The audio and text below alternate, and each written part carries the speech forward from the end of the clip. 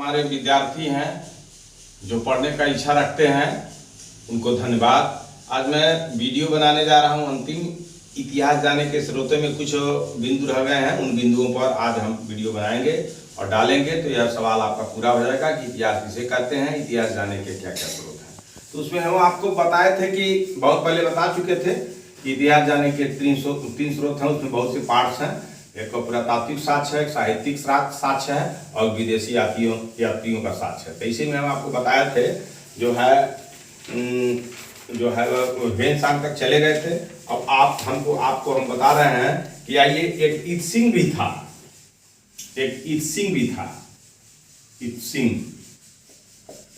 Itsing नामक चीनी यात्री था। ये 671 में आया और 693 तक ये भारत में रहा। प्रसिद्ध बौद्ध भिक्षु की आत्मकथाएं लिखा है। यह प्रसिद्ध बौद्ध भिक्षु की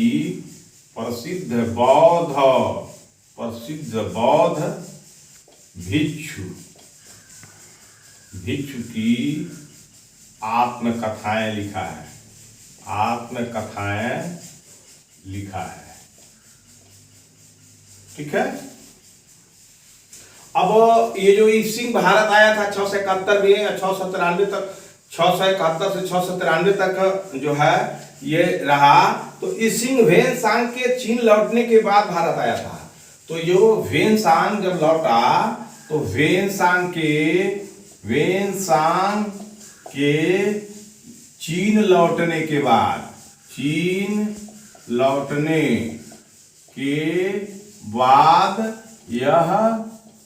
यह माने कौन? इत्सिंग भारत आया था।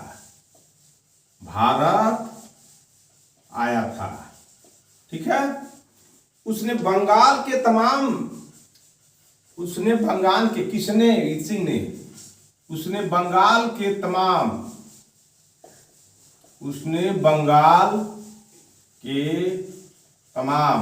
हम दूसरा कुछ नहीं पढ़ा रहे हैं, इतिहास जाने के स्रोत ही पढ़ा रहे हैं। तो वेनसांग जब चला गया 629 में, 645 में, तो 671 में ही आया। तो वेनसांग चीन लौट जब चला गया तो भारत में यह आया इत्सिंग, और वह प्रसिद्ध बौद्ध भिक्षु की आत्मकथाएं लिखा है। तो उसने बंगाल में तमाम जो है वर्तमान में ताम्लुक या ताम्रलिप्ति बंगाल में तमाम ताम्रलिप्ति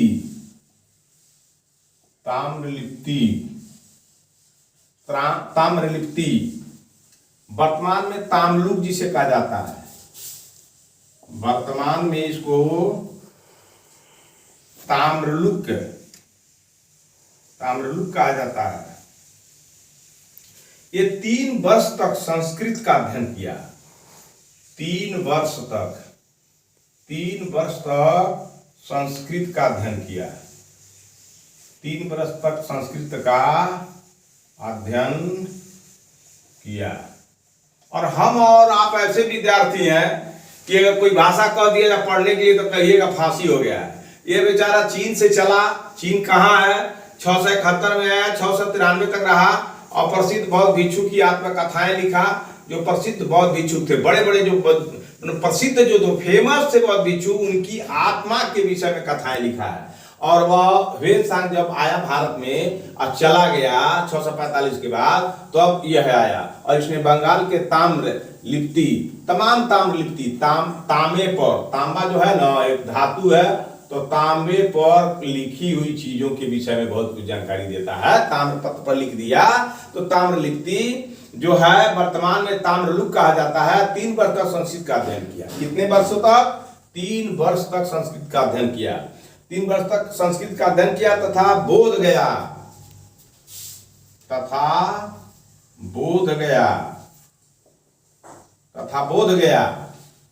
आपसे सवाल पूछा जाता गया बोध गया में क्या अंतर है? तो गया और बोध गया में क्या अंतर है? कभी कभी सवाल पूछा जाएगा। अगर आईएएस के इंटरव्यू में बैठिएगा, आएगा पूछ दिया कि गया का नाम सुने हैं, तो आप बता सकते हैं हाँ। तो इंटरव्यू में अगर पूछ दे कि गया बोध गया में क्या अंतर है, तो आपको इतिहास से जब पढ़ रहे हैं विदेशी मतलब इतिहास जाने के स्रोतों में, तो इससे आपको पता चल जाएगा। बोध गया वह स्थान है गया का जहाँ बौद्ध भिक्षु जो है शिक्षा ग्रहण करने और महात्मा बुद्ध से कथाओं के विषय में जो है भगवान बुद्ध की शिक्षाओं के विषय में ग्रहण करने जाते हैं। और गया वह स्थान है जहां मतलब आर्यन सोसाइटी, उसे हिंदू भी आजकल चला है, एक हिंदू चला है, मतलब कंसेप्ट कि हिंदू लोग अपने पुरखा पुरानिया का पिंडदान करने जाते हैं। तो ये डिफरेंस है, बोध गया और गया में ये डिफरेंस है। तो ये डिफरेंस बता सकते हैं।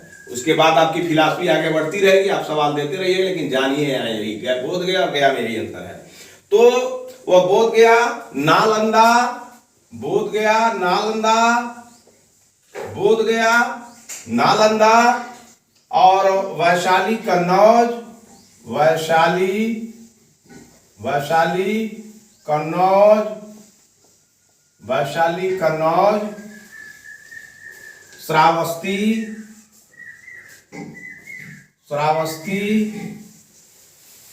कपिलवस्तु,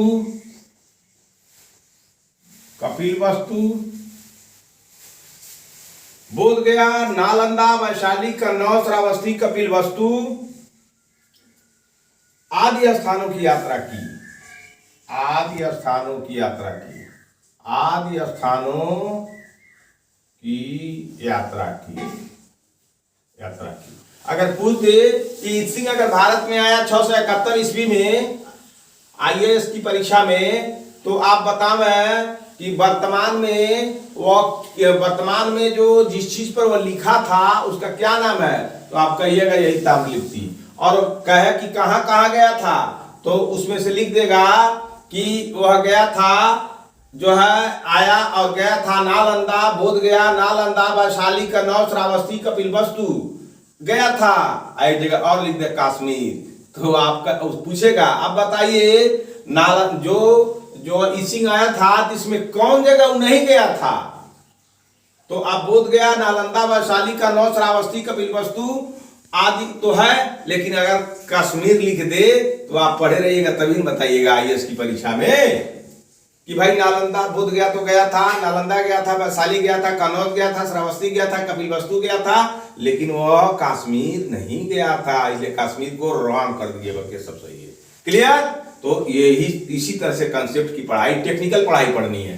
तो जब आप इसको पढ़िएगा आईएएस की परीक्षा के को मद्देनजर रखते हुए, तो आपको ज्ञान भी मिलेगा और आईएएस बन जाइएगा, तो आपको यही सब एरिया में आपको काम कभी मिल जाएगा, कभी बोध गया में मिल जाएगा, कभी नालंदा में, वैशाली कन्नौज श्रावस्ती कपिलवस्तु, तो आपको याद रहेगा। तो आपको अपने जिला चलाने के समय में इस सब चीजों की आप खोजाई करिएगा, उसका लिटरेचर पढ़िएगा। आइए आगे चलते हैं। अपने यात्रा वृत्तांत में उठे नालंदा, अपने यात्रा वृत्तांत, अपने यात्रा वृत्तांत में उसने नालंदा, अपने यात्रा वृत्तांत में उसने नालंदा व विक्रमशिला विश्वविद्यालय की शिक्षा पढ़ा ली। वह विक्रमशिला, नालंदा और विक्रमशिला, विक्रमशिला विश्वविद्यालय, विक्रमशिला विश्वविद्यालय, विक्रमशिला विश्वविद्यालय की जो है शिक्षा प्रणाली की शिक्षा प्रणाली, शिक्षा प्रणाली, वह विक्रमशिला विश्वविद्यालय की जो शिक्षा प्रणाली था, माने एजुकेशन सिस्टम था, शिक्षा प्रणाली हर्षकालीन समाज, हर्ष के काल के समाज, हर्ष के काल के समाज, हर्ष के काल के समाज, हर्षकालीन समाज तथा तत्कालीन भारत में बौद्ध धर्म के 4 संप्रदायों तथा तत्कालीन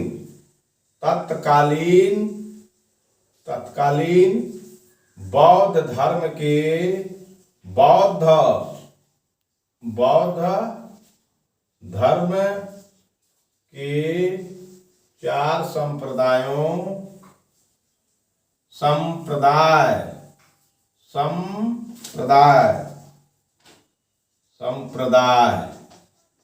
संप्रदायों का उल्लेख किया है। तो इसिंग जो है 671 में आया, 693 तक रहा। उसकी प्रसिद्ध रचना जो है प्रसिद्ध बौद्ध भिक्षु की आत्मकथा। तो जब वो ह्वेनसांग चला गया तो इत्सिंग आया। तो ह्वेनसांग के जाने के बाद यह इत्सिंग आया तो उसने बंगाल के ताम्र लिपि, वर्तमान में ताम्रलुक, तीन वर्ष तक वो संस्कृत का अध्ययन किया जब आया तो, तथा बोध गया का, नालंदा का, वैशाली का, कन्नौज का, श्रावस्ती का, कपिलवस्तु आदि स्थानों की यात्रा की। और अपने यात्रा के वृत्तांत में विवरण में उसने नालंदा व विक्रमशिला दो बहुत बड़े विश्वविद्यालय थे, विश्वविख्यात विश्वविद्यालय थे की शिक्षा प्रणाली और हर्ष के काल के समाज, हर्ष जो राजा था, जो कन्नौज उसकी राजधानी थी, तो हर्ष के राज्य के समय के का समाज कैसा चलता था और उस समय के बौद्ध धर्म के 4 संप्रदायों, बौद्ध धर्म के 4 संप्रदायों का उल्लेख किया है। तो ये इतिहास बता रहा है कि आया था। वैसे कोई मतलब अपने मन गढ़ंत थोड़ा बात कर रहा है। इतने सर्व इसमें आया, ताम्रलिप्ति में गया, ये जो है वेदसांग गया तो वो आया और भारत में आया और उसने बंगाल में ताम्रलिप्ति और ताम्रलुक 3 वर्ष तक संस्कृत का अध्ययन किया। बोध गया में गया, नालंदा में गया, वैशाली, कन्नौज, श्रावस्ती, कपिलवस्तु आदि स्थानों पर गया। राजा हर्ष जो उस समय का राजा हर्ष का काल था और राजा हर्ष कन्नौज में बढ़ करके भारत पर शासन करता था। और उसने जो विक्रमशिला विश्वविद्यालय में क्या एजुकेशन चलती थी, क्या शिक्षा प्रणाली थी वहां की, कैसे बच्चे एडमिशन लेते थे, कौन कौन प्रोफेसर थे, कैसे पढ़ाई होती थी, विषय वस्तुएं क्या था, सिलेबस क्या था, वो सारे विषय पर उसने प्रकाश डाला। और हर्ष के काल में समाज का और तत्कालीन बौद्ध धर्म के 4 संप्रदायों की उसने चर्चा किया था। तो यही है इत्सिंग भी जो था एक चीनी यात्री था और इसके आने से बहुत सारा हम इतिहास को जानते हैं। इसलिए इतिहास में हम लिख सकते हैं, इतिहास जाने के स्रोतों में विदेशी यात्रियों के विवरण में इत्सिंग भी आया। इतने समय में आया, 671 में आया, 693 तक रहा और उन्हें किताब लिखा। और उसमें ये चीजें आपका जो है ये बोध गया, आपका वैशाली गया, आपका जो है श्रावस्ती गया, और ऐसे जो है हर जगह जाके नालंदा, विक्रमशिला विश्वविद्यालयों का अध्ययन किया। और हर्ष राजा जो थे, हर्ष राजा के समय में क्या समाज था और क्या धर्म था, और उस समय हर्ष के समय में बौद्धों के जो संप्रदाय उस पर अपना विवरण किया है। साथ ही साथ इत्सिंग चीन वापस जाते समय जब इत्सिंग चीन गया,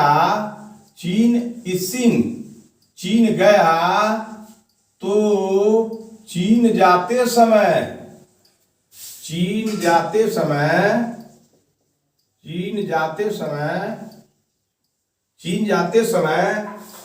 जो है चीन जाते समय उसने अपने साथ बौद्ध त्रिपिटकों की, उसने जाते समय बौद्ध त्रिपिटक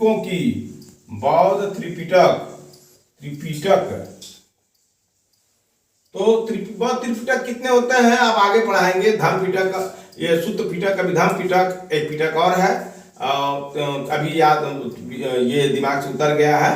तो बता रहे हैं वो 3 त्रिपिटक होते हैं बुद्धों में, बौद्ध धर्म में। तो 3 त्रिपिटक जो थे उसकी 400 प्रतियां त्रिपिटकों की, बौद्ध त्रिपिटकों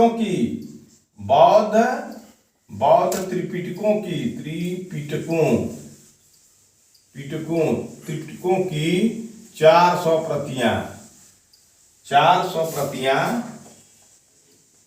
प्रतियां अपने साथ चीन ले गया,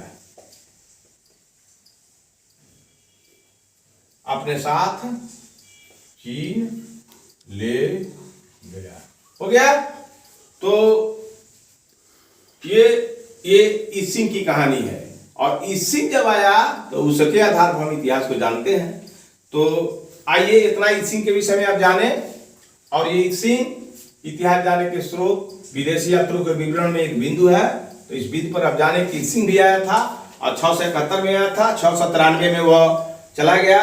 प्रसिद्ध उसकी कृति है बौद्ध भिक्षु की आत्मकथाएं।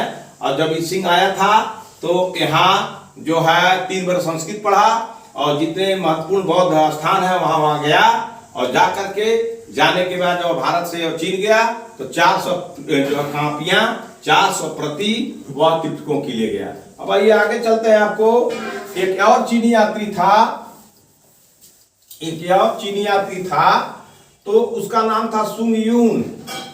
सुंग यून था, वह भी चीनी यात्री था।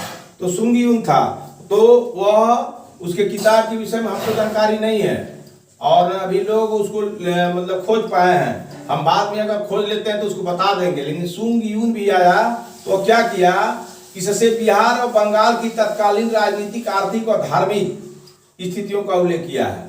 तो इसने किसने, सुंग यून ने जो है बिहार, सुंग यून ने बिहार, बंगाल, सुंग यून ने बिहार, बंगाल की तत्कालीन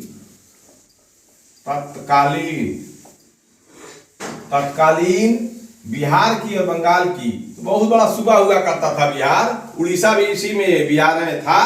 बंगाल जो बहुत बड़ा राज्य था, तो उसने सुंग यून ने बिहार बंगाल के तत्कालीन राजनीतिक, आर्थिक, राजनीति कैसे चलती थी, राजनीतिक व आर्थिक, राजनीतिक, आर्थिक व धार्मिक स्थितियों का उल्लेख किया है। स्थितियों का उल्लेख किया है, उल्लेख किया है।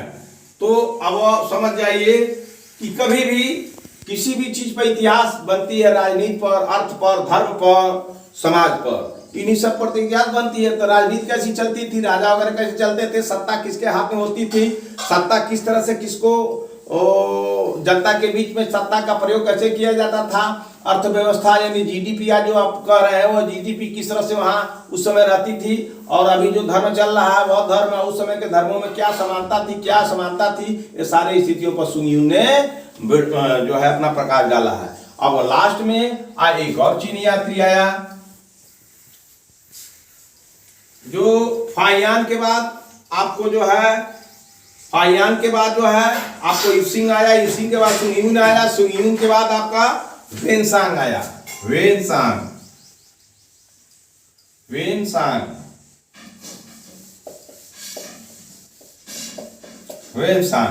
तो वेनसांग के आने का पीरियड है 629 से 645, 629 से 645। ये तो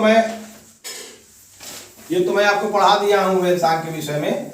आपको मातवेन, जो आपके बाद इसिंग के बाद आपको मातवेन लिन आया, मातवेन लिन आया।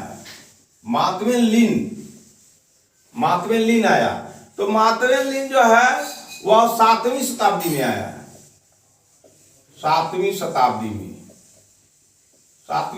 में मातवेन लिन आया। और आया तो क्या किया, इसने हर्षवर्धन की जो है पूर्वी भारत पर आक्रमण और अधिकार का वर्णन किया है।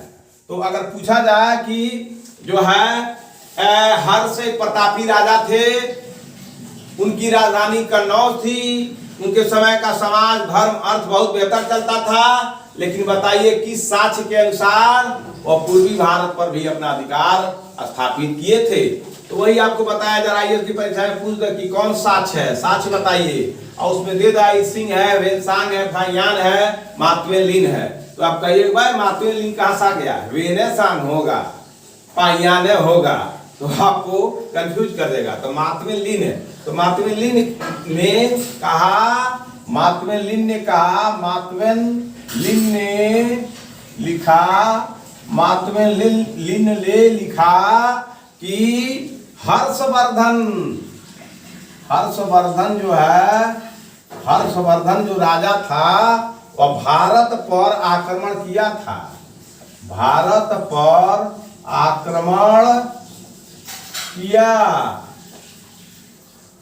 भारत पर आक्रमण अभियान का, भारत पर आक्रमण अभियान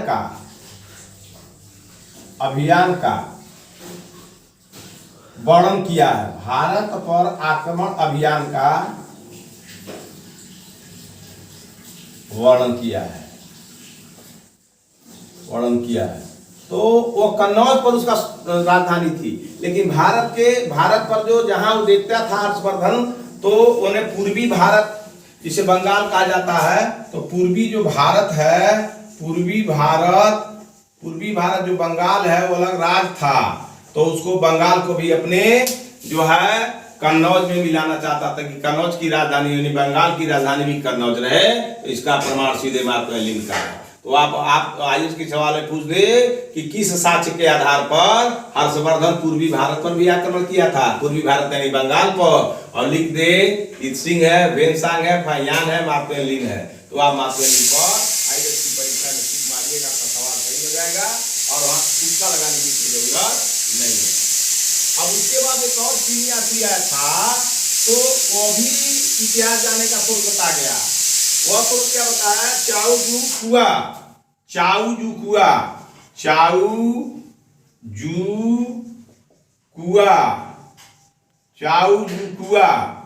ये चीनी भाषा का शब्द है। चाउजुकुआ ये 1225 में आया, 1225 में, और 1254 तक से 1254 तक इसका किताब है चूफानची।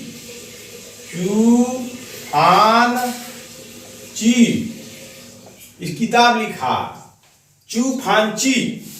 क्या लिखा? चाउजुकुआ आया 1225 में या 1254 तक रहा, तो यह किताब एक लिखाया करके चूफानची याद रखने की चीज है। चूफानची किताब लिखा, इससे 13वीं शताब्दी के चीनी अरबी व्यापार का विवरण प्राप्त होता है। किससे? चूफानची से। इससे 13वीं शताब्दी के चीनी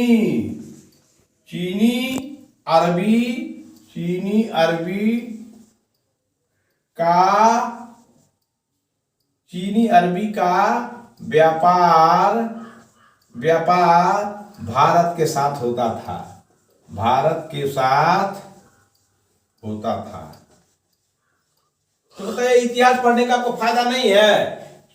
चाउजुकुआ आया 1225 में, 1254 तक रहा। चूफानची किताब लिखा, ये प्रमाण है, ये विवरण देता है। यही किताब साक्ष्य एविडेंस है कि भारत इतना बेहतर संबंध था, अंतर्राष्ट्रीय संबंध इतने बेहतर थे कि भारत का संबंध चीन से था और अरब से था, और दोनों देशों से भारत का व्यापार होता था, और भारत बहुत समृद्धशाली था। आज के समय में क्या है? भारत न श्रीलंका से पढ़ रहा है, न पाकिस्तान से पढ़ रहा है, न बर्मा से पढ़ रहा है, न चीन से पढ़ रहा है, न अरब देशों से पढ़ रहा है। तो भाई पढ़ाओगे कैसे? तो ये इतिहास पढ़ने से फायदे हैं कि प्राचीन समय में जो राजा थे बहुत मूर्ख थोड़े थे कि वो चीन से भी अपना संबंध अच्छा रखते थे, लंका से भी रखते थे। आपको हम बताए थे कि लंका से भी भारत का व्यापार था। और आप देखिए ये चाउजुकुआ वो कहता है चूफानची कि जो है चीन से भारत का व्यापार था, अरब से भी भारत का व्यापार था, और दोनों देशों से आयात निर्यात होते थे, और आयात निर्यात में उसको भी फायदा इनको भी फायदा, बैलेंस में दुनिया चलती थी। पावर ऑफ बैलेंस था, बिजनेस इकोनॉमिक बैलेंस था, और सत्ता का बैलेंस था, रिलेशन का बैलेंस था, और राजनीति का बैलेंस था। कहीं कुछ भारत का कुछ बिगड़ नहीं रहा था। आज के समय में देखिए भारत के नेबर कंट्री जितने हैं, नेबर कंट्री में पाकिस्तान है, नेपाल है, भारत श्रीलंका है, पाकिस्तान, नेपाल, श्रीलंका, भूटान, चीन, ये सब के जो नेबर कंट्री हैं, मलेशिया, ये सब है क्या है? भारत से पट ही नहीं रहा है। अंतर्राष्ट्रीय संबंध इनके बहुत खराब है। इसलिए इतिहास जाने के स्रोत में विदेशी विवरण हमको बता रहा है, हमारा इतिहास का पता चल रहा है, इसलिए इतिहास से हमको फायदे भी हैं। तो हम आपको अब इतिहास जानने के स्रोतों में अब मैं आपका चैप्टर खत्म कर देता हूं। उसके बाद आपको बता ही दिए सुलेमान आया, कौन जो है सुलेमान भी आया, इसिंग भी आया, फायान आया, जो है वेनसांग आया, मार्क ट्वेन आया, और ये चाओजू कुआ भी आया, ये सब इतिहास लिखे गए हैं, कोई इसको मिटा नहीं सकता है। उसके इतिहास के आधार पर हम भारत के इतिहास को जान जाते हैं। तो अब हम कल पढ़ेंगे जो है इतिहास जो है का हम दूसरा टॉपिक रखेंगे और उस टॉपिक का नाम होगा प्रस्तर युग। इसको आप शुरू करिएगा, प्रस्तर युग, प्रस्तर युग। इसको दिमाग में रख लीजिए, कल से आप कहीं स्टडी करना है तो कर लीजिएगा, और कल जब मैं बताऊंगा तो आपके दिमाग में आ जाएगा, प्रस्तर युग होगा। तो प्रस्तर युग जब पढ़िएगा तो इसी में कैसे मानव की उत्पत्ति होती है। और यहीं पर मैं सवेरे गया था जो है 6 बजे से लेकर के 6 बजे सुबह से 5 बजे सुबह से लेकर के और 8 बजे तक अपना ड्यूटी किया हूँ, जो है कि समाज में खुले में शौच ना हो, उन लोगों को समझाने बुझाने। वहां से आया हूं तो कुछ टाइम निकाल करके आपको दिया हूं, और अब टाइम निकाल के जा रहा हूं अब नहा धो करके और आपके समाज का सेवा करने के लिए। तो आप अब जब मैं इतना मेहनत करता हूँ वीडियो करके, तो आप तो विद्यार्थी आपके पास इतना समय है कि ये 10-10 घंटा पढ़ सकते हैं और पढ़ करके अपने इस IAS के मुकाम पर पहुंच सकते हैं और जनता की सेवा कर सकते हैं। धन्यवाद।